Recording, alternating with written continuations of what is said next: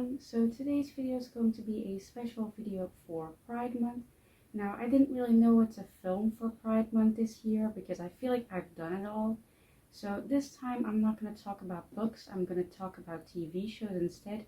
I'm sorry if you can hear like drops of water falling in the background, by the way.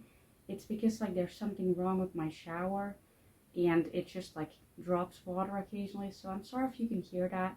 But yeah, this year's video for Pride Month is going to be my favorite like LGBT plus shows, and that will mainly be like Asian shows, just because I feel like the like English speaking shows, so mainly like American and like British shows, I feel like most people already know like those shows, and I feel like the Asian ones, those are less likely to be known to like the general public. So yeah, I'm going to talk about my favorite like LGBT plus Asian shows.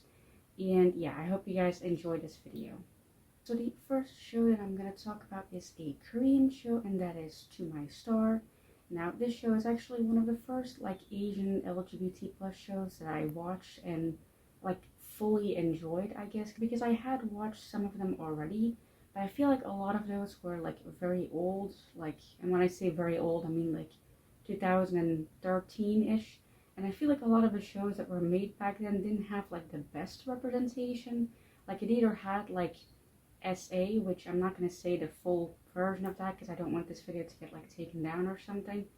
But it either had like SA between like the main couple, or like one of them died randomly. And so I feel like that's not exactly like the type of representation that I particularly enjoy. Maybe there's people out there who do enjoy that type of representation, but I don't. And so this is the first show that I genuinely loved. I was like watching it and then it ended and I was like, that's one of my favorite things I've ever watched, I think. And I feel like a lot of people might think that this show is quite boring because like the subject isn't like the most, you know, like cool. Like it's not like supernatural type stuff or something. It's just about an actor who has stopped working temporarily because of some scandal he's involved in, and he meets this like chef. And yeah, just from that like short description, you can already tell it's quite like stereotypical, like an actor or a famous person meets a non-famous person. But I really enjoyed it. Like I think it's really cute.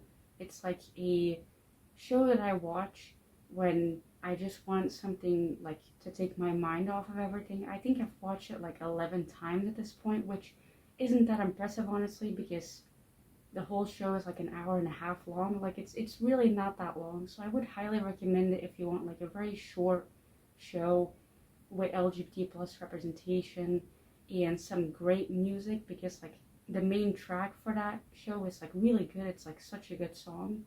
But yeah, I would highly recommend it. It also has like mental health representation, and it also has a season 2, which I personally haven't watched yet because I've heard people talk about it a lot. Like I literally know like all the spoilers for that second season, but I'm just scared of watching it because it's a lot more like tense and like dark than like the first season. Like it's not, you know, gonna be like a happy-go-lucky show that I just watch when I want to watch something that feels comforting to me. The second season doesn't feel very comforting to me. So yeah, it does have like mental health representation, which I really like. And the main character, like the actor specifically, he is basically my adopted child now. Like I have adopted him. He's one of my favorite characters of all time. He's very adorable. And yeah, I would highly recommend watching it. Like I said, there's a season 2. Would also recommend that, but I feel like it's gonna, you know, ruin your idea of the characters just a little bit. But yeah, I would still recommend it. So let's just move on to the next show before I just ramble about To My Star for the next 20 hours. So yeah, let's move on. Then next we have Kita Hatsukoi, which this is a show you might have heard me talk about before because it's the live action show from the manga My Love Mix-Up, and I feel like you guys have heard me talk about My Love Mix-Up quite a lot. That's basically like the live action show of it. Kita Hatsukoi is basically like the live action show of that. And yeah, I really like it. It's really cute. It's very adorable. And again, I basically like adopted the main character. And yeah, this one also is very like fluffy. It doesn't really have a lot of angst in it. It has a little bit, but not too much. It's like a high school like drama in the way that like To My Star isn't. That has like two adults. This one has obviously like two high schoolers, and yeah, I would highly recommend it. It's very fluffy. It is longer than To My Star. I don't know how much longer, but it has quite a few episodes. So yeah, I would still highly recommend it though. Then next we have Until We Meet Again. This is a show from Thailand, and yeah, I really like it, and I say that knowing full well I haven't watched the entire thing, just because it has a lot of trigger warnings. Like genuinely, if you want to start watching this show, like it's available like completely on YouTube. If you want to watch it, just be careful going into it, because I'm not even joking when I say this. The first part of the first episode, because these type of shows from Thailand are always like split up in like 4 parts for one episode. One episode is around like 15 minutes, I think, so one part will always be around like 10 minutes. And the first part of the first episode, so like the very first 10 minutes of the show, has a giant trigger warning for it, like a very big one, a literal trigger warning. And when I say that, I feel like people might know what I mean, like a literal trigger warning, like people die. Like it was very horrible. I don't think I've ever cried that hard in like the first like 10 minutes of a show, but yeah, I wouldn't recommend it if you're someone who's very sensitive to like that type of show where like there's a lot of like talk about grief and death. I wouldn't recommend watching it. It's very traumatic. And like I said, I personally haven't finished it just because I was getting to a specific episode that I knew was going to talk about stuff, and I knew it was going to, you know, be very emotional, and I was just like, no. And then I just never finished it. I would recommend it. Like I said, it is a very good show. It has, you know, good representation, and two of the actors in that show are actually like gay in real life, which I feel like is quite like, I wouldn't say rare for like LGBT plus dramas, but I feel like a lot of actors do not, like, even if they are like gay or LGBT plus in any kind, I feel like they don't come out just because they might get like backlash. And two of the characters in this show are like openly gay. So again, it has good representation, but just be careful going in it. There is also like a side show that is like a part of the storyline that happens like at the same time as Until We Meet Again, and that is Between Us. And Between Us also, again, trigger warnings, again for like grief and death, and yeah. Again, I've also watched like part of Between Us, but I just couldn't finish it because again, we were getting to an episode that was gonna talk about a lot of stuff, and I just went no. So yeah, I would still recommend both of those shows, but just be careful watching it. So yeah, let's move on to the next show, and I'll try and make the next show a bit more happy. So yeah, then the next show is another Japanese one. I'm basically just gonna mention the Korean, Japanese, and ones from Thailand, just because those are the ones I've watched the most of.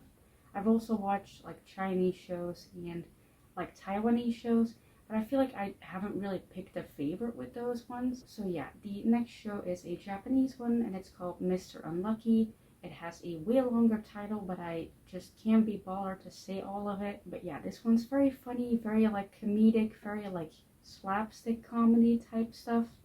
And yeah, I really enjoyed watching it. It's very funny. I don't usually laugh at these type of dramas, but with this one I did.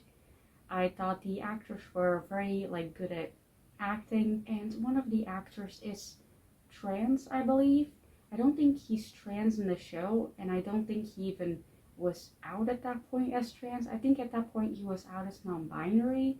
But yeah, I really like that actor. I think he did a great job. Also, I basically just made him my favorite character the moment that I saw him, and then I looked him up and I was like, oh, he's trans, and then he became even more of my favorite. So yeah, I would highly recommend it. It's very funny, it's very cute, and I wish they made like a second season for it, just because they kind of like hinted towards the end at like a relationship between the two girls that are like the main girls like in the show. Basically, they're not like main characters, but they're the main girls like in the show, and they kind of hinted at like a possible relationship, and then they just completely forgot that they did that and just never mentioned it again.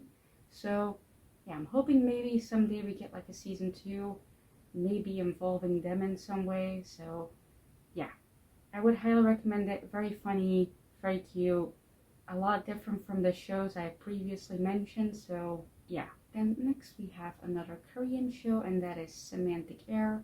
I don't know if I pronounced that correctly, just because I feel like that title just doesn't really work for the way that I speak.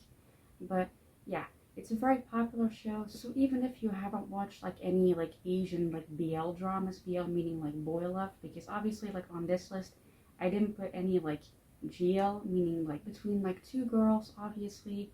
And yeah, I didn't put any on this list just because there's genuinely been like 3 of them in total for like Japan, Korea, like Taiwan, Thailand, like any place. Like there are just not that many GLs out there, which is sad. But hopefully one day I get to make like a video for like my favorite, you know, Asian GL dramas. But for now, that's not an option. So yeah, anyway, Semantic Air, it's very popular. So even if you haven't like heard of any of the other dramas on this list, you might have heard of this one. The 2 like actors who play the main characters are both like K-pop idols. So yeah, it is very good. I wasn't expecting it to be that good, considering again both of them were like K-pop idols, so I feel like they have like a specific image to uphold, but they actually did like really good, and I really enjoyed it. And anyone who says that like the main character, like the shortest one of the 2, because they have quite a bit of height difference, anyone who says that the shortest one isn't like playing an autistic character, I will fight, because there's no way that that character isn't autistic coded. Like, it's insane just how much I look at that character and just go, there's no way that the author didn't do that on purpose. Like, so autistic coded. So yeah, I would highly recommend it. Very good, very cute, funny, slight angst, and yeah, good music as well. Would highly recommend it. Then we have another one from Thailand, and that is Love in the Air. Now this one is not like the other ones on this list, in the sense that like it's very spicy, and I don't typically enjoy stories like that. My cat is yawning. I'm sorry if you can hear it, but yeah, he's now washing himself. Sorry if you can hear it, but yeah. Anyway, this show is like a bit different than the other ones on this list, just because it's a lot more spicy than I typically enjoy watching my dramas. And I like it mainly from the story that is told in the last couple of episodes, because they basically split up the entire show in like one couple and then the next couple. And I like the storyline for the second couple more, just because it talks about like very intense stuff, like trigger warnings for SA, like again, like very, not very graphic, but like graphic enough that you're watching it and like flinching a bit. So yeah, it has a lot of trigger warnings, but I like their story a lot more, just because, I don't know, like something about the way that it's made and the way that it talks about SA, it feels very real in the way that they made it, and it almost feels like someone who was SA'd and who has experienced that, like, helped making it, like helped writing the script and the way that the character like deals with it and his like thought pattern. And I feel like I haven't really seen that a lot in these types of shows, because I feel like I already said earlier, I feel like a lot of the shows from like, you know, 2012, 2013 had like SA as like a plot line. Like there was SA between like the main 2 characters, and then they ended up falling in love. Like, I don't like that type of stuff. So I feel like when it's not between like the 2 main characters and it gets dealt with quite well, I feel like, you know, I like the show a lot more. And yeah, I'm not going to say that like Love in the Air is the only show that does that. I'm also not going to say it's perfect, especially like the storyline for the first couple. It literally has a bit of SA between the 2 main characters. Like, that's weird that you then make like the last part of a show like, you know, like almost like a representation. It feels weird, but yeah, I'm not going to say that Love in the Air is like the only show out there that has it. There's another show that has quite good SA representation in my mind, and that is Bedfriend. But Bedfriend has way more spice than I can personally handle. Like, I literally had to skip through some of the scenes. It's very like in your face, and some people are going to enjoy that. I personally do not really enjoy it. But the representation for SA was quite good in my opinion, even though it was a bit much. I feel like one person experiencing that much in its very short life, like that is a lot to deal with, like damn. But yeah, I wouldn't necessarily recommend Bed Friend because again, I personally didn't fully enjoy it because of how spicy it is. But if that's something you're interested in and you want something with like representation for like SA recovery type stuff, I would recommend it. It is decent in that sense. Again, it does do some things wrong, you know, in the sense that like it has some like weird way of like talking about consent and stuff like that. But you know, a lot of, you know, LGBT plus dramas have that, I feel like. I don't know why. And I'm not talking about like Asian dramas, I'm talking about like just LGBT plus shows in general. Like even the American ones have stuff like that. I don't know why. I would still recommend those two, so both Love in the Air and Bed Friend if you're into like more spicy stuff. So yeah, I would recommend it. Then we are at the last show on this list, and it's another Japanese one, and it's called If It's With You. It has a way longer title, but that is kind of like the English one that I mainly use when I want to talk about it. And yeah, I really liked it a lot. It is very short. I wish it was way longer, but one of the things I mainly like about this show is that it has like an established gay character, as in like the main character is already gay to begin with. It's not like they have to figure out their sexuality type stuff. Like he's already gay to begin with, and I quite like that. It's kind of like, you know, Love in the Air has kind of like a similar thing, but like the main character from the second part of the show that I quite like he's also established already as gay to begin with, and I like that because I feel like a lot of these types of like shows have like two characters who are just figuring out their sexuality and they realize they like, you know, people of the same sex. And I feel like yes, that's a good idea to talk about because, you know, there's a lot of people who don't know and then they watch shows like this and they realize. So it's a good thing to talk about, but I feel like not every single person is like that. Some people already know from like very young, and I feel like If It's With You, like this show, the main character, he knows from like a very young age. I'm talking like 12 or 13 years old. Like, I like the fact that they added that. He's already like flirting with guys as like the show starts. And like I like that in a character. Again, it's very different from like a lot of characters in these type of shows. So yeah, I enjoyed it a lot. I wish that it was longer. And yeah, I would highly recommend it. So as I already said, that was the last show on this list. And as I already also said before, I hope that someday I get to make a follow-up to this video with like my favorite like GL shows, meaning like girl love, meaning between two girls. I hope that someday I get to make that, but I feel like if I make it now, it's just gonna be like my favorite shows are the three ones that are out at this point. Like that's a bit stupid. So yeah, I hope that someday I get to make a follow-up to this, and I hope you guys enjoyed this video and maybe got some like show recommendations. I know that these types of shows are not for everyone, but I did mention some like shows that aren't like very spicy. I will even like put it in the description if you guys want me to, which shows have like a lot of spice, which ones don't, so that you can go into the show kind of knowing what you're expecting. So yeah, I'll see if I have the energy to do that because I don't really have a lot of energy to begin with, especially on days that I post. So yeah, we'll see how that goes. I hope you guys enjoyed this video. Thank you for watching. Maybe talk about like some of your favorite like LGBT plus shows in the description. I would love to get some new recommendations.